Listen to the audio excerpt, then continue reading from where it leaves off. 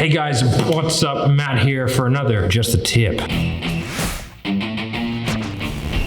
So put 2 minutes on the clock right here and I'm gonna ignore it. So today's video is all about how we can handle a price objection on a non-ROI or fitness-based offer. First thing that we need to do is understand that all the magic here is done in like the pre-framing and getting the information that you require so that you can handle this easily. Trying to retrospectively get this information is very, very difficult. And if you don't lay the groundwork, overcoming price objections on non-ROI offers are very, very difficult. So the acronym that I like to use is FASTER, F-A-S-T-E-R, and it's fast food, alcohol, stimulants, tobacco, entertainment, restaurants. And then I like to add on B for beauty for women and H for hobbies for men.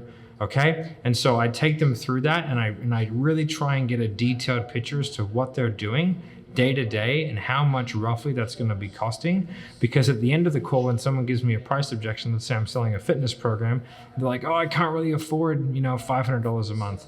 It's like, well, would you potentially be open to looking at a reallocation of resources so that you can get this result, so you can XYZ, right? They're like, well, okay. And be like, I noticed earlier in the conversation, you'd sort of mentioned this, which I think we had sort of figured out as costing you about this much per week.